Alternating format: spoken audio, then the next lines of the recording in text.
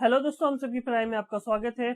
आज के इस वीडियो में हम लोग क्लास 9 साइंस के जो चैप्टर सेकेंड है that is matter around us pure, इसके जो इंटेक्स्ट क्वेश्चन है उसको हम लोग डिस्कस करेंगे। आपके एनसीईआरटी बुक पेज नंबर 15 में तो जो पहला क्वेश्चन है what is mean by a substance. तो सिंपली यहाँ पर जो सब्सटेंस है उसको डिफाइन करना है। तो हम लोग सिंपली लिखेंगे a substance is a pure form of matter which consist of a single type of particle, atoms or molecule and has specific properties like color, taste और texture is called substance। तो simply substance matter का एक pure form है जो कि single type of particle से बना होता है। या तो atoms होगा तो atom का बना होगा, या फिर अगर molecule होगा तो एक ही टाइप के molecule का बना होगा, तो उसी को हम लोग substance कहते हैं। तो इसका एग्जाम्पल अगर देखें तो hydrogen, oxygen and copper. Oxygen basically O2 होता है तो ये मॉलिक्यूल फॉर्म में है। हाइड्रोजन डेट इज H, ये आपका एटम फॉर्म में है। नेक्स्ट क्वेश्चन नंबर 2 है list the point of difference between homogeneous mixture and heterogeneous mixture. तो इस क्वेश्चन में basically homogeneous mixture and heterogeneous mixture में जो डिफरेंसेस है उसको लिखना है। तो सबसे पहले हम लोग होमोजेनस मिक्सचर की बात करें। होमोजेनस मिक्सचर में जो कंपोजिशन है यूनिफॉर्म होता है, तो it has a uniform composition throughout it mixture. वहीं अगर हम लोग हेटेरोजेनस की बात करें तो it have a non uniform composition throughout its mixture. इसमें यूनिफॉर्म कंपोजिशन होगा, इसमें नॉन यूनिफॉर्म कंपोजिशन होगा। सेकंड पॉइंट है it has no visible boundaries of separation. यहाँ पे सेपरेशन का कोई भी विजिबल बाउंड्रीज नहीं है। It has visible boundary of separation, यहाँ पर सेपरेशन का विजिबल बाउंड्री होगा। नेक्स्ट है their component that is homogeneous mixture का जो कंपोनेंट है can't be separated by filtration. Filtration के थ्रू सेपरेट नहीं किया जा सकता है, but separation take place by distillation method only. अगर आपको होमोजेनस मिक्सचर का कंपोजिशन को अलग करना है आपको डिस्टिलेशन मेथड का यूज करना होगा। फिल्ट्रेशन मेथड में आप कंपोनेंट को सेपरेट नहीं कर पाओगे। वहीं अगर हेटेरोजेनस की बात करें तो their component can be separated by filtration method. तो फिल्ट्रेशन मेथड के थ्रू हम लोग जो कंपोनेंट है उसको सेपरेट कर सकते हैं। नेक्स्ट पॉइंट है only one visible phase. Homogeneous mixture में एक ही फेज होता है, चाहे वो सॉलिड हो, लिक्विड हो या फिर गैस हो। वहीं अगर हेटेरोजेनस की बात करें इट हैव 2 और मोर डिस्टिंक्ट फेज। इसमें 2 या 2 से ज्यादा डिस्टिंक्ट फेज होगा। नेक्स्ट एग्जांपल की बात करेंगे। सबसे पहला जो होमोजेनस मिक्सचर का एग्जांपल है salt and water mixture and sugar and water mixture. तो यहाँ पर 2 एग्जाम्पल गिवन है। यहाँ पे डायग्राम में देखो आपके पास वाटर है, देन सॉल्ट है या फिर शुगर ले लो आप। जब डिजोल्व नहीं हुआ होगा तो यहाँ पर आपका जो बॉन्डी है विजिबल होगा, लेकिन जैसे ये डिसॉल्व हो जाएगा तो ये जो सॉल्यूशन है आफ्टर डिसॉल्विंग, यहाँ पे सॉल्ट, शुगर या फिर वाटर में कोई भी विजिबल बॉन्डी नहीं है। होमोजेनस मिक्सचर का जो प्रॉपर्टीज है जिसमें एक प्रॉपर्टीज था नो विजिबल बॉन्डी और दूसरा एक था इस सॉल्यूशन को आप देखोगे तो यहाँ पर एक ही फेज नजर आ रहा है। यहाँ पे आपका लिक्विड फेज है तो लिक्विड फेज नजर आ रहा है। यहाँ पर बिफोर डिसॉल्विंग वाटर का स्टेट लिक्विड है, सॉल्ट और शुगर का स्टेट सॉलिड है, लेकिन आफ्टर डिसॉल्विंग सिर्फ और सिर्फ एक ही फेज नजर आ रहा है डेट इज लिक्विड। तो यहाँ पे एक ही सो फेज होगा, तो यहाँ पे ओनली वन फेज शो होगा।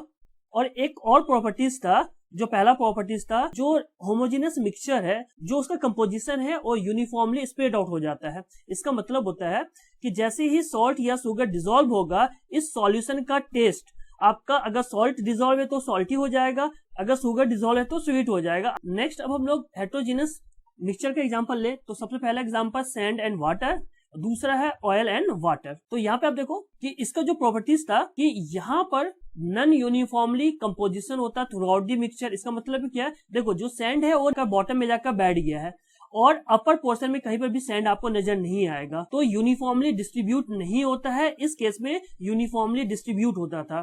दूसरा कि यहाँ पे क्लियर आपका विजिबल बाउंड्री है। आप देख सकते हो कि बॉटम पार्ट में आपका सैंड नजर आ रहा है एंड देन अपर पार्ट में आपका वाटर नजर आ रहा है। ऐसे ही ऑयल एंड वाटर के केस में भी देख लो, अपर पोर्शन में आपको ऑयल नजर आ रहा है और बॉटम में आपका वाटर नजर आ रहा है, यानी विजिबल बाउंड्री है। तीसरा जो प्रॉपर्टीज था दैट इज फेज। तो यहाँ पे आप दोनों केस में आप इजिली फेज को आइडेंटिफाई कर पाओगे जहाँ पे एक से ज्यादा फेज है। सैंड का जो स्टेट है वो सॉलिड है तो सॉलिड फेज नजर आ रहा है, वैसे ही वाटर का जो फेज लिक्विड है लिक्विड फेज नजर आ रहा है। यहाँ पे 2 फेज नजर आ रहा है यानी 2 स्टेट नजर आ रहा है। यहाँ पर भी वाटर लिक्विड है और जो ऑयल लिक्विड है, जो फेज है आपको इजिली विजिबल है और बाउंड्री भी विजिबल है। हेटेरोजेनस मिक्सचर को आप फिल्टर के थ्रू जो भी यहाँ पर सब्सटेंसेज है उसको आप सेपरेट कर सकते हो। एक बार और डिस्कस कर लेते हैं प्रॉपर्टीज को। सबसे पहला प्रॉपर्टी था होमोजेनस मिक्सचर में कि यूनिफॉर्म कंपोजिशन है, इसमें नॉन यूनिफॉर्म कंपोजिशन है। जैसा भी हम लोग फिगर में डिस्कस किए, यहाँ पे कोई भी विजिबल बाउंड्री नहीं होगा, यहाँ पे विजिबल बाउंड्री होगा। इसको हम लोग सिंपल डिस्टिलेशन मेथड से ही सेपरेट आउट कर पाएंगे। हेटेरोजेनस को हम लोग फिल्ट्रेशन मेथड के थ्रू सेपरेट कर सकते हैं। वहीं इसमें सिर्फ एक ही फेज विजिबल है और यहाँ पे एक से ज्यादा डिस्टिंक्ट फेज होता है। नेक्स्ट जो इंटेक्स क्वेश्चन आंसर है वो पेज नंबर 18 का है। पेज नंबर 18 में जो पहला क्वेश्चन है, differentiate between homogeneous and heterogeneous mixtures with examples. अभी सेम क्वेश्चन को हम लोग पेज नंबर 15 में जो लास्ट क्वेश्चन है उसमें डिस्कस किए थे। सेम चीज आपको यहाँ पर भी लिख लेना है, बस आपको ध्यान रखना है लास्ट में आपको एग्जांपल जरूर लिखना है। अगर पेज नंबर 15 वाले में एग्जांपल ना भी लिखो तो चलेगा, लेकिन यहाँ पे एग्जांपल लिखना जरूरी है। तो सिंपली एक बार हम लोग सिंपली डिस्कस कर लेंगे। होमोजेनस मिक्सचर में यूनिफॉर्म कंपोजिशन होता है, वही हेटेरोजेनस मिक्सचर की बात करें तो नॉन यूनिफॉर्म कंपोजिशन होता है। होमोजेनस मिक्सचर में कोई भी विजिबल बाउंड्री नहीं है, हेटेरोजेनस में विजिबल बाउंड्री है। होमोजेनस मिक्सचर में अगर आपको कंपोनेंट को सेपरेट करना है तो यहाँ पे डिस्टिलेशन प्रोसेस का यूज करना होगा, फिल्ट्रेशन से आप नहीं कर पाओगे। वही हेटेरोजेनस में आप फिल्ट्रेशन मेथड का यूज करते हुए कंपोनेंट को सेपरेट कर सकते हो। होमोजेनस में एक ही विजिबल फेज होता है, लाइक सॉलिड हो, लिक्विड हो या फिर गैस हो, लेकिन यहाँ पे 2 या फिर मोर देन 2 डिस्टिंक्ट फेज होगा। एग्जाम्पल इंपॉर्टेंट है, salt and water mixture, sugar and water mixture is example of homogeneous mixture. वही अगर हम लोग हेटेरोजेनस की बात करें तो सैंड एंड वाटर का मिक्सचर होगा, केरोसिन ऑयल एंड वाटर का मिक्सचर होगा। इसमें आप विजिबल बाउंड्री होगा और यहाँ पर नॉन यूनिफॉर्म कंपोजिशन होगा, इसमें आपका यूनिफॉर्म कंपोजिशन होगा। नेक्स्ट एक important question, question number 2, how are sol, solution and suspension different from each other. यहाँ पर सोल, सॉल्यूशन एंड सस्पेंशन के बीच में जो डिफरेंसेस है वो लिखना है। तो यहाँ जो सोल है, sol is a type of colloid in which solid particle are suspended in a liquid, that is solvent is liquid and solute is solid. तो सोल में जो आपका लिक्विड है वो सॉल्वेंट है और जो सॉल्यूट है वो सॉलिड है, उसी को हम लोग सोल कहेंगे। SOL जो सोल है वो एक टाइप का कोलाइड है। हम लोग डिफरेंस करेंगे on the basis of their properties. तो सबसे पहला जो प्रॉपर्टीज है टाइप ऑफ मिक्सचर। तो जो सोल और जो आपका सस्पेंशन है basically heterogeneous type of mixture होता है। वहीं अगर सॉल्यूशन की बात करें वो होमोजेनस होता है। Next property size of particles है। Size of particle is neither too small not too large. Sol का जो पार्टिकल्स है बिटवीन 1 to 100 नैनोमीटर के बीच में रहता है, ना तो ज्यादा बड़ा होता है पार्टिकल, ना ही ज्यादा छोटा होता है। वहीं अगर हम सॉल्यूशन की बात करें, सॉल्यूशन का जो पार्टिकल्स है वो बहुत ही ज्यादा छोटा होता है, लेस देन 1 नैनोमीटर होता है। वहीं सस्पेंशन का जो पार्टिकल है वो लार्ज होता है, मोर देन 100 नैनोमीटर। सॉल्यूशन का पार्टिकल छोटा है, सस्पेंशन का पार्टिकल बड़ा है और जो सोल का पार्टिकल है इन बिटवीन है, यानी सॉल्यूशन से बड़ा और सस्पेंशन से छोटा। नेक्स्ट हम लोग बात करेंगे टिंडल इफेक्ट।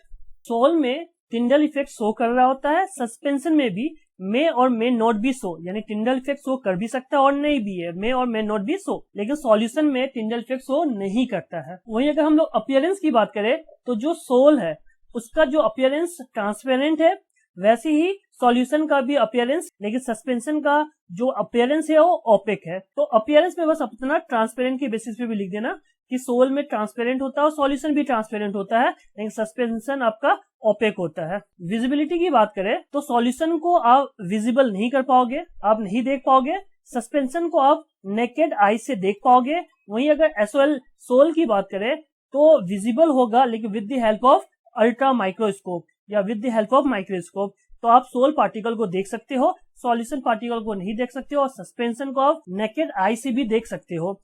नेक्स्ट अगर डिफ्यूजन की बात करें, sol particle diffuse very slowly, solution particle diffuse rapidly and suspension particle do not diffuse. Suspension diffuse नहीं करता है और जो सोल पार्टिकल है डिफ्यूज करता है, लेकिन आपका स्लो करता है। वहीं अगर आप सॉल्यूशन की बात करें तो डिफ्यूज बहुत इजीली करता है। स्टेबिलिटी की बात करें तो जो सोल पार्टिकल है स्टेबल है, सॉल्यूशन हाईली स्टेबल है, लेकिन सस्पेंशन आपका अनस्टेबल है। Next property settling. तो sol particle settle only on centrifugation, solution particle do not settle suspension settle on their own, suspension का पार्टिकल अपने आप में सेटल हो जाता है, सॉल्यूशन का पार्टिकल सेटल नहीं होता है, और जो सोल का पार्टिकल है सेंट्रीफ्यूगेशन प्रोसेस की वजह से सेटल होगा। जैसे कि एग्जांपल देख लो, सोल का एग्जांपल मिल्क होगा, ब्लड है, स्मोक है, सॉल्यूशन है आपका सॉल्ट सॉल्यूशन, शुगर सॉल्यूशन। वही अगर सस्पेंशन की बात करें, sand in water, dusty air, ये बेसिकली सस्पेंशन है। तो कुछ प्रॉपर्टी इसका याद रखना है और प्रॉपर्टी के बेसिस पे सोल, सॉल्यूशन एंड सस्पेंशन को डिफरेंशिएट करना है। Next question, question number 3, to make a saturated solution 36 gram of sodium chloride is dissolved in 100 gram of water at 293 Kelvin. Find its concentration at this temperature. आपको एक saturated solution बनाना है और 293 kelvin में इस solution का जो concentration होगा उसको फाइंड करना है। तो इसके लिए आपको सोडियम क्लोराइड गिवन है जो कि मास ऑफ सॉल्यूट हो जाएगा, वहीं आपको वाटर गिवन है जो कि मास ऑफ सॉल्वेंट हो जाएगा। तो सबसे पहले हम लोग सॉल्यूशन फाइंड आउट करेंगे। सॉल्यूशन को फाइंड आउट करने के लिए जो भी आपके पास सॉल्यूट है और जो भी आपके पास सॉल्वेंट है उसको आप ऐड कर लोगे तो आपका मास ऑफ सॉल्यूशन निकल जाएगा। गिवन है आपके पास mass of solute that is mass of sodium chloride. Sodium chloride को हम लोग कॉमन सॉल्ट कहेंगे जो कि 36 ग्राम है। वहीं मास ऑफ सॉल्वेंट जो कि हमारा मास ऑफ वाटर हो जाएगा जो कि 100 ग्राम गिवन है। तो सबसे पहले हम लोग मास ऑफ सॉल्यूशन निकाल लेंगे। तो मास of solute plus mass of solvent, तो मास ऑफ सॉल्यूट 36 ग्राम है और मास ऑफ सॉल्वेंट 100 ग्राम है। तो दोनों को हम लोग सिंपली ऐड कर देंगे तो हमारे पास जो मास ऑफ सॉल्यूशन है 136 ग्राम आ जाएगा।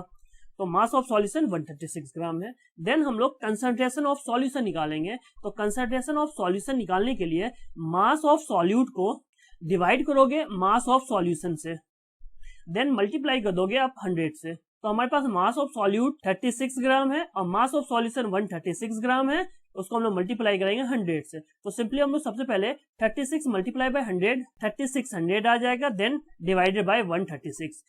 तो हम लोग सिंपली 3600 को 136 से डिवाइड कर देते हैं। यहाँ पे डिवीजन किया गया है। 136 को 3600 से हम लोग डिवाइड कर रहे हैं। तो सबसे पहले हम लोग 2 टाइम्स करेंगे तो 272 आएगा, सिंपली माइनस करेंगे तो 88 आएगा। तो यहाँ जो जीरो है इसको हम लोग उतार लेंगे तो 880 आ गया। अब नेक्स्ट हम लोग 136 को 6 से मल्टीप्लाई किए तो 816 आ गया। इसको भी माइनस करेंगे तो 64 आएगा। हम लोग यहाँ पे डेसिमल यूज करेंगे तो एक जीरो हम लोग ऐड कर सकते हैं तो 640 आ गया। फिर 136 को 4 टाइम्स मल्टीप्लाई किए तो 544 आ गया। माइनस करेंगे तो 96 आएगा। अगेन डेसिमल की वजह से हम लोग एक जीरो ऐड कर देंगे। 7 टाइम्स मल्टीप्लाई कर रहे हैं तो 952 आएगा। तो नॉर्मली हम लोग कह सकते हैं 26.47% आ गया concentration of solution. Given question में हम लोग सबसे पहले मास ऑफ सॉल्यूशन निकालेंगे। Simply mass of solute plus mass of solvent कर देंगे। देन हम लोग कंसंट्रेशन ऑफ सॉल्यूशन के लिए एक फॉर्मूले का यूज करेंगे that is mass of solute divide by mass of solution multiply by 100। और जो भी मास ऑफ सॉल्यूट का वैल्यू है दैट इज 36 है and then mass of solution 136 है। सिंपली पुट करेंगे और मल्टीप्लाई बाय 100 इसको सॉल्व करेंगे तो आपका कंसंट्रेशन ऑफ सॉल्यूशन निकल के आ जाएगा।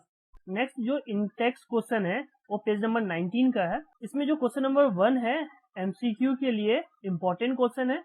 बेसिकली यहाँ पे कुछ एग्जांपल गिवन है, आपको सिंपली बताना है कि इसमें केमिकल चेंजेस हुआ है या फिर फिजिकल चेंजेस हुआ है। एमसीक्यू के लिए इंपॉर्टेंट है।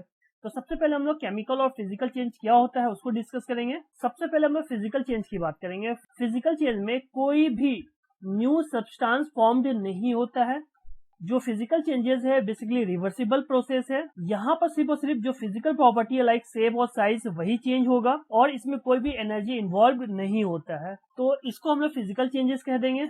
नेक्स्ट अब हम लोग केमिकल चेंज की बात करें तो केमिकल चेंज में न्यू सब्सटेंस इज फॉर्म्ड यानी नया सब्सटेंस बनता है और ये जो चेंजेस है बेसिकली इरिवर्सिबल चेंजेस होता है। यहाँ पे फिजिकल और केमिकल दोनों प्रॉपर्टी चेंज होता है। यहाँ पे एनर्जी लाइक हीट, लाइट और साउंड इन्वॉल्व होता है। तो ऐसे चेंजेस को हम लोग केमिकल चेंजेस कहेंगे। अब हम लोग एग्जांपल देखते हैं। सबसे पहले यहाँ पे कटिंग ऑफ ट्रीज। तो सिंपली अगर हमारे पास कोई ट्रीज है, इसको अगर हम लोग कट करते हैं कोई भी नया सब्सटेंस नहीं बनता है। यहाँ पे सिंपली जो फिजिकल प्रॉपर्टी है साइज वही चेंज हो रहा है, इसलिए ये जो कटिंग ऑफ ट्रीज है एग्जांपल ऑफ फिजिकल चेंजेस है। Melting of butter in a pan, तो जो बटर मेल्ट हो रहा है यहाँ पर भी कोई नया सब्सटेंस नहीं बन रहा है, इसलिए फिजिकल चेंजेस है।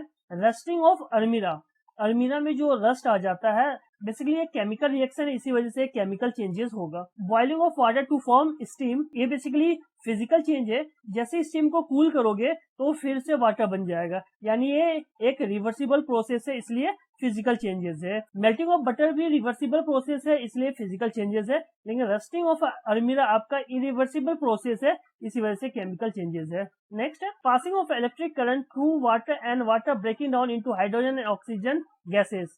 तो जब आप वाटर में इलेक्ट्रिसिटी पास करते हो तो जो वाटर H2O है वो बेसिकली हाइड्रोजन और ऑक्सीजन में ब्रेक कर जाता है, यहाँ पे नया सब्सटेंस बन रहा है और ये जो प्रोसेस है इरिवर्सिबल है, इसलिए केमिकल चेंजेस है। नेक्स्ट है dissolving common salt in water. Water में अगर आप नमक को या कॉमन सॉल्ट को डिसॉल्व करोगे तो यहाँ पे कोई नया सब्सटेंस नहीं बन रहा है और ये बेसिकली रिवर्सिबल प्रोसेस है। जब आप हीट करोगे पानी को, पानी वेपर में कन्वर्ट हो जाएगा, तो जो आपका पेन है या जो बीकर है, इसके बॉटम में आपका जो सॉल्ट है वो रह जाएगा। तो ये बेसिकली फिजिकल चेंजेस हो जाएगा, यहाँ पे कोई भी नया सब्सटेंस फॉर्म नहीं हो रहा है। नेक्स्ट है making a fruit salad with a raw fruit. इसमें कोई भी न्यू सब्सटेंस फॉर्म नहीं हो रहा है, तो इसलिए हम लोग इसको सिंपली फिजिकल चेंज कह देंगे। नेक्स्ट और लास्ट है burning of paper and would. जब आप पेपर और वुड को बर्न करोगे तो आपको एक नया सब्सटेंस बनेगा और ये बेसिकली इरिवर्सिबल होता है। ये प्रोसेस आपका रिवर्सिबल नहीं होगा। जब आप पेपर को या वुड को जला दोगे तो फिर से पेपर नहीं बनेगा, इसलिए इरिवर्सिबल प्रोसेस है। इरिवर्सिबल प्रोसेस सिंपली हम लोग कहेंगे केमिकल चेंजेस।